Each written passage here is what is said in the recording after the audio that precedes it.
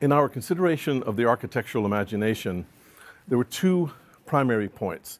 First of all, the imagination is productive. It constructs schema that from sense data that it presents to the understanding. So the imagination, which is part of the subjective realm, is productive. The imagination doesn't actually produce knowledge. It doesn't deal with concepts, but it sets us on the path to knowledge. Now, what we have there is a very powerful model for aesthetic experience. But there's a serious omission, and that is that on this model, architecture doesn't have a history. Aesthetics doesn't have a history. We owe the conceptualization and the model for a philosophy of art history to the German idealist philosopher Hegel. In aesthetic experience, we have to distinguish between aesthetic pleasure, let's say, and truth. Hegel is after a model where art deals with truth, that art discloses truths about the world by giving those truths appearance. And art in its highest vocation is an art in which the truth of beings, that is to say, of individuals, but also being as a whole, that is the unconditioned, the absolute, the totality in which that being opens itself up. It appears, and its historical existence is made manifest through art. Now, another way of saying this is that cultures learn about themselves through their art. They learn about their objectives, they learn about how they function.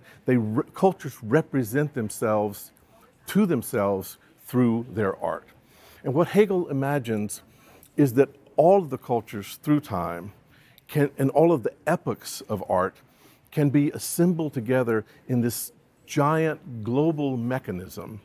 Hegel is a very systematic philosopher, and he wants a total system, a mechanism that gathers up all the cultures and all the epochs of art into a single, coherent, unified system.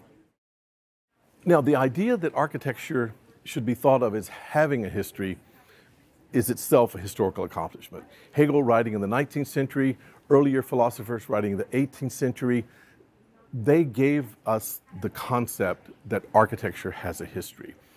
Before that, we had manuals of building, we had treatises that told us theories about building, we had biographies of artists, but we didn't have history as such.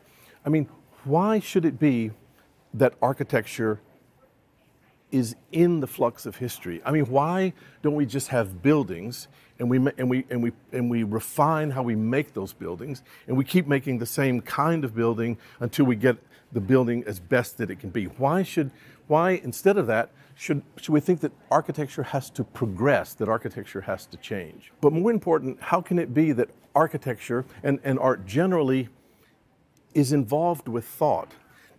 Not how can we think about architecture, but how can architecture be thought-like? What that involves, and we owe this also to Hegel, is a very special relationship of subject to object. In our earlier model, the subject was dominant. The subject is productive. The imagination is constructing its reality.